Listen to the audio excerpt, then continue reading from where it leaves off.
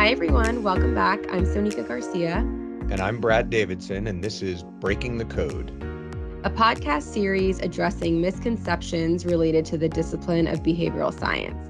We hope to arm you, our listeners, with the tools that you need to make sense of behavioral science and to help you apply it to your work as communication extraordinaires. So thanks for joining us today. Yeah, thanks, everyone. So today I'm going to be kicking things off, and I'll be throwing the questions at Sonika. This is one about sort of cognition and biases and how our brains work. And as we've said before, we often get asked internally by our colleagues to provide a POV on a topic. I think the podcast about fear came out of that. Our clients keep asking us to scare people into getting vaccinated. You keep saying it doesn't work. And so we put out a podcast on that. And today is one of those. We were asked by an internal client, a colleague, to talk about the bias around more being more, that people like more stuff, and that when we are trying to commercialize a product or market a product where less is being sold rather than more, so it's, addition by subtraction, that there's often a bias, a mental hurdle to get over. So 3 drug regimens in HIV are becoming 2 drug regimens. That's making people nervous. There are vaccines where instead of adding to the number of different strains that get covered, they're actually subtracting some. And it's this addition by subtraction that gets people a little bit nervous, and it gets people mentally a little bit challenged. And so we were asked, are there cognitive bases to create messaging around less is more that we can tap into? Because there are certainly cognitive biases around more is more. So to tackle this one, we had to ask ourselves, why as humans do we struggle with the idea of less being more? And so, Sonika, where do we start on something like that? I think first and foremost, and we've said this before, we oftentimes as communication experts, we focus on the information. Like, are we providing the right information to our customers for them to see the validity in what we're saying? So for example, in the case of vaccines, actually communicating the message that, hey, like, even though you might not realize this, strains and efficacy are not directly correlated, and you can have the same efficacy with the vaccine that has less strains, and finding different ways to communicate that information. And we could do that till we're blue in the face, but that isn't what changes behavior. Taking a step back and understanding, like, this question, why as humans, not as a vaccine customer or patient or not as a doctor, but why do human beings struggle with thinking a certain thing, and really taking it away from the information. So I think that's like the first important point to make. I think the second piece of it is whenever we're presented with these challenges, because we work in healthcare, we always kind of look at it in the context of health. So like we look for anecdotes in other, realms of health. I know for this specific vaccine example, we looked at like HIV treatments that have gone from 2 drugs or 3 drugs to 2 drugs, and why that's been adopted. And we hyper focus on like health decision making.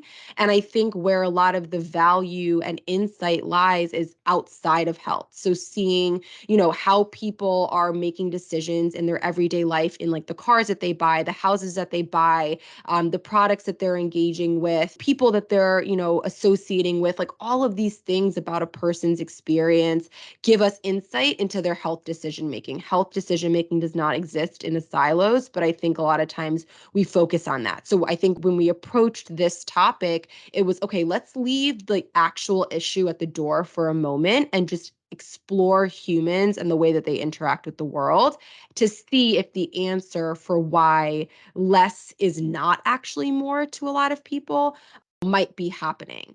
And the last point that I'll make is just making sure that we actually have a valid issue at hand. So because we're social scientists, and research is such a big part of our work and an important part of our work, we need to investigate to make sure, like, are there actually studies that have been done on humans to see, do our brains actually think that more is more? And is this actually a dilemma that's worth exploring? And I think for this specific case, we ended up finding a really interesting study that simply put, they had given everyone a bridge made out of Legos, and the bridge was unstable. So it was kind of leaning, there obviously weren't like the same amount of Legos on each side. So it was causing an imbalance.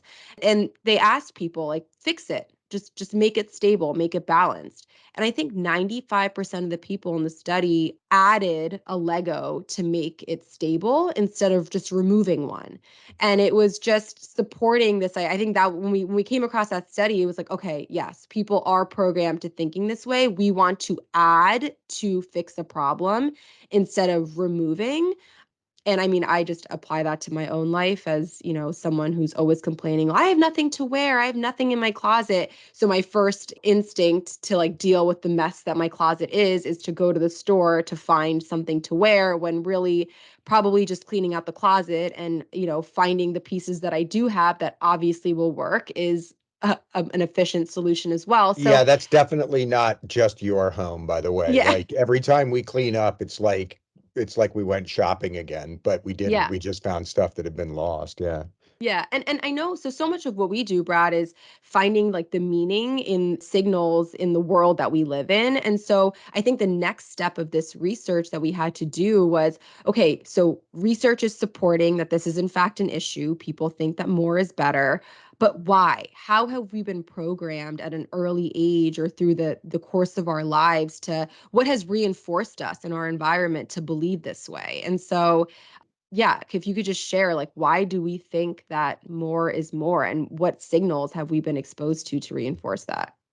It's funny, you mentioned that there's not a lot of experimental data on these things. I love Lego studies and tangram studies and any of these sort Mhm. of like, hands-on experiments. And, yeah, how do you make a wobbly table at a bar less wobbly? You stick a matchbook under it. So, I think we're used to the idea that if you wanted to make a bridge, it looked like a bridge, the Lego thing less stable.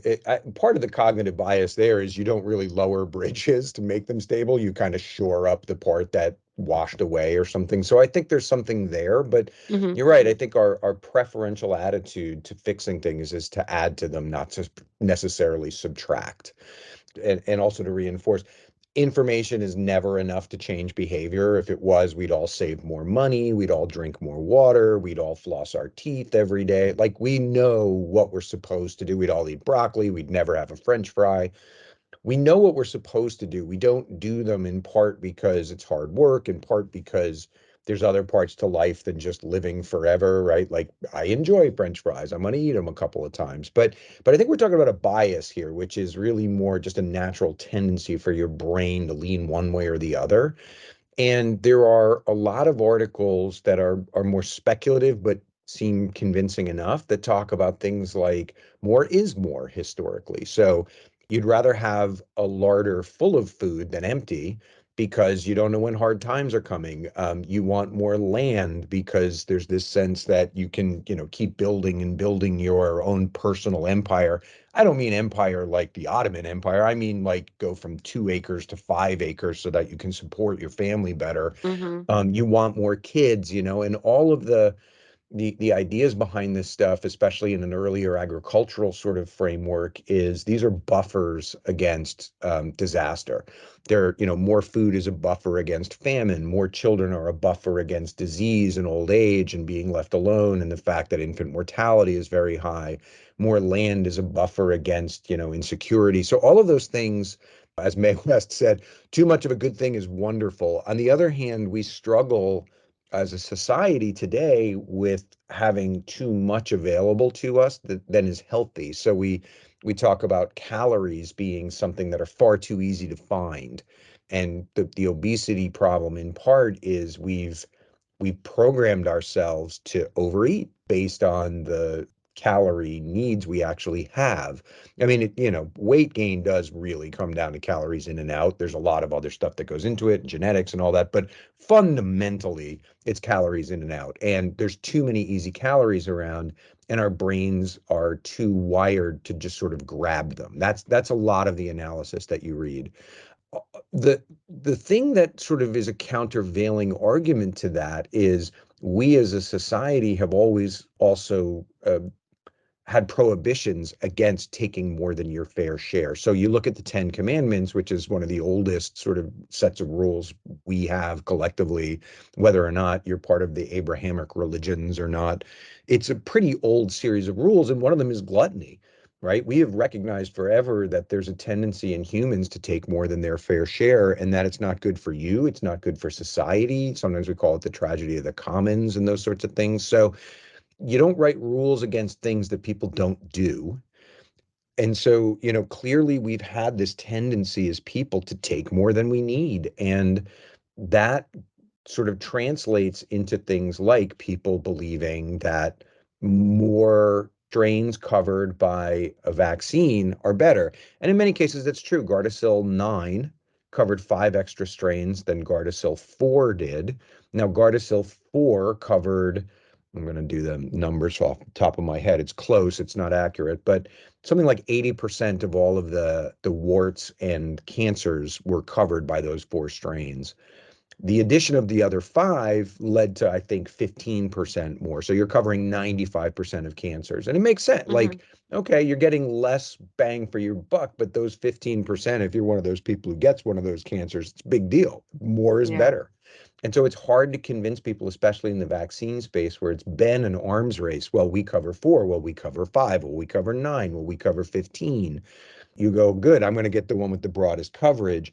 And you have to start getting into those arguments of like, well, the more strains you have, the immunogenicity per strain goes down, and we really need to focus on the strains. That's like one argument too many for most people to want to follow. So, that was a long answer to the question, why is bigger better? We think it's a hedge, it's a survival mechanism. It's a psychological need we have, but it's also something that we're aware that is not good for us, and that individually and collectively, we need to get rid of it in many cases. And I want to get into that because I do think we're at a point of like flux. And I think historically, I remember even when, when I was growing up, like it's about moving into the bigger house and having, that bigger car, and even just the way that technology is advanced. Like, there's just so many things that reinforce that bigger and more is better. But I think right now we're at a time where that is shifting and we're seeing that. And I wonder if we have this conversation with someone who, 20 years from now, like is born today, and, 20 years from now, like what I don't think that future generations will grapple so much with like the struggle, like with more is more. I think less is more will be more accepted, but we'll Well, I get into think that. yeah, I mean, we'll get into that, but like, here's an example of both, right? Televisions are getting bigger and cheaper, Mhm. and phones are getting smaller and more expensive. Yeah. Right. And so it's interesting, like more is more on a television, Yep. but less is more in certain forms of miniaturized technology. And I Technology. don't think we have a cognitive challenge with that. I don't think we look at the phone and go, darn, I wish this thing was bigger. Right. So, and TVs have become ridiculously big. But again, like I think there are times when less is more, and there are times when more is more. And when you see some of the clunky, huge, unwieldy technologies that we used not that long ago, and compare them to what you've got now for projectors, for printers, for computers in Hmm. general, miniaturization is absolutely a case where less is more. But I you know what Go I ahead. I'm think sorry. is so interesting? I just came to mind when you were talking about phones. Like, so Apple has with their iPhones, they have like the Plus version, which is the much bigger version, and then they have like the regular version.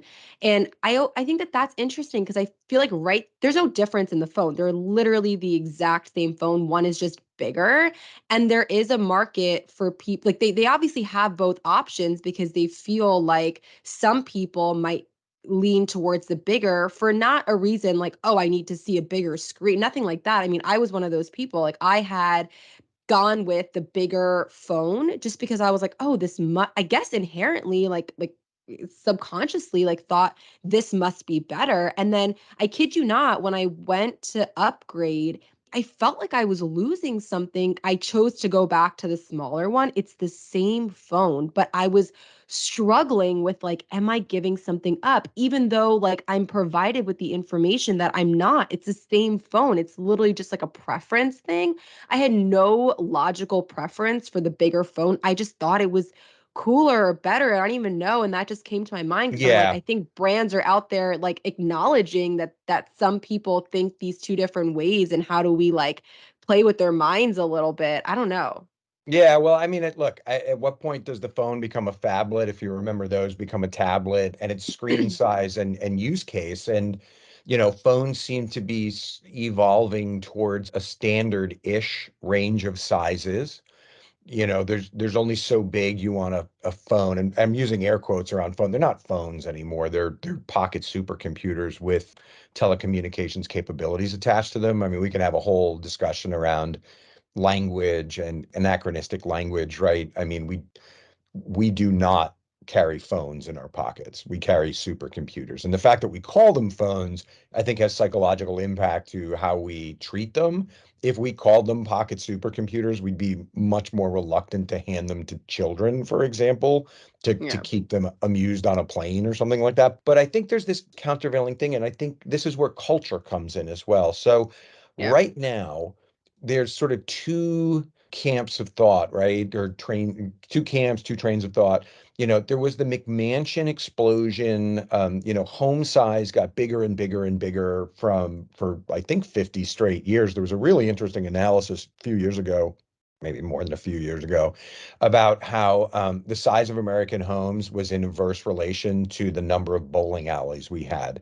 And it wasn't seen as a direct causal relation, but it was sort of like showing that we used to go out a lot more. Bowling leagues were this very social thing. As our homes got bigger, we stayed home more. We have entertainment centers at home. We do more in the space of a very large home as opposed to a small home with a very large public space that we'll go to. We don't go to bars as much as we did, right? I mean, we do as youngsters, but as we get older, we don't necessarily. So that was really interesting to me. And I think there's this aesthetic going on right now, and it comes and goes through the ages. We go from this very rococo, very over ornamental, or maybe not overly ornamental, but ornamental, sort of bias towards more is more. Like add stuff on, be more decorative, be larger, be more ostentatious and in your face. That's a bias. That's the more is more Hmm. bias, right? The less is more bias is the little black dress, the pearl earrings, this sort of understated minimalism. The Mies van der Rohe literally said less is more about architecture. Form and function should be married, and you shouldn't look at ornamentation and those sorts of things. And I think that is of the moment right now, that I think people are thinking about their footprint in the world. Even the idea that we think about a carbon footprint is interesting. I think less is more when it comes to tiny homes. I think Hmm. people are turning what was a reality. People talk about we can't afford the kind of stuff that our parents and certainly our grandparents did, and they're turning it into, on the other hand, I have literally in my house 2 to 3 sets of china. I'm not even sure how many sets of china I've inherited. I don't use china.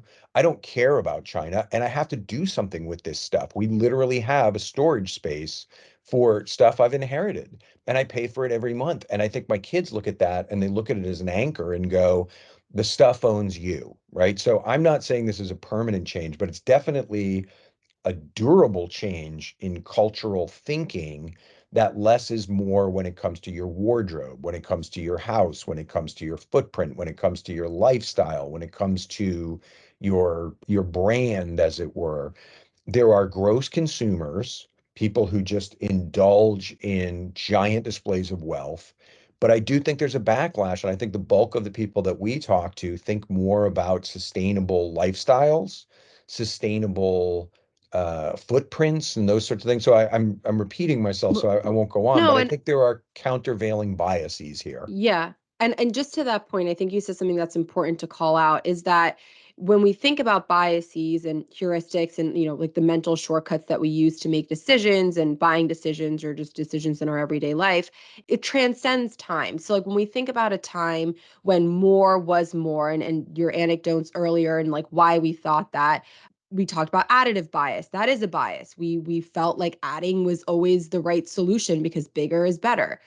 Loss aversion was very much at play. We didn't downscaling back in the day was looked at like, what's wrong? Like, is something Right. happening What with did your you life and screw your up? Did you family? lose your job Yeah, and did have you to lose sell your the job? home? And yeah. Right. Whereas now, like I know people that are, have downs, like, my parents' generation, they had these like bigger homes and they take pride in now having a smaller condo. Like that's like almost a sign of success in a different way. So like loss aversion was very much at play. And then I think, anchoring. So like, that's a big part of it. And especially with when we think about like why is there a belief that's so ingrained, it's because we're anchored to these like mental models of what it means to be successful and what it means to be have growth and all of that. Where so back in the day, we were constantly shown as you advance in your career, the more homes, the bigger home, the bigger car, the SUVs that are like ginormous trucks, like the Hummer when it was so popular,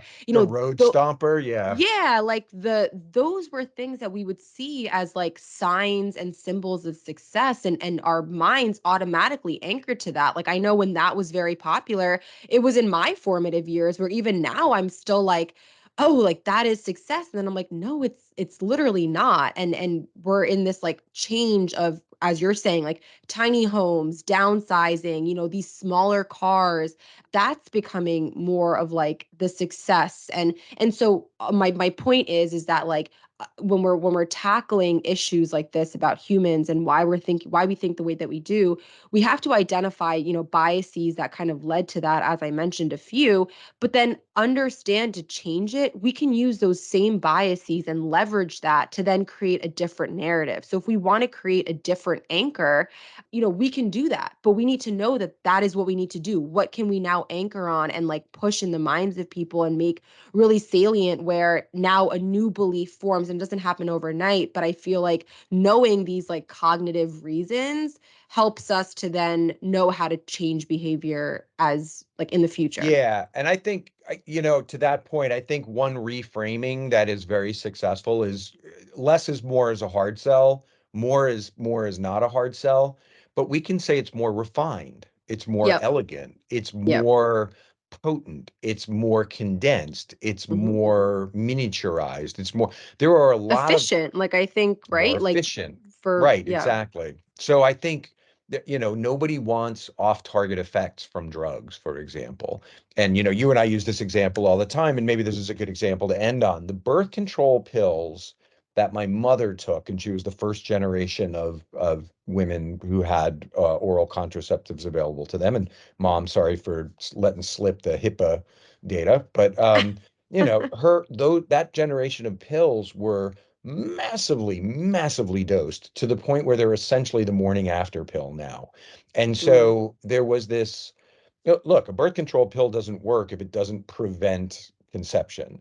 So there was this, they were happy to way overshoot the mark at the time because that was the number one thing this thing needed to do.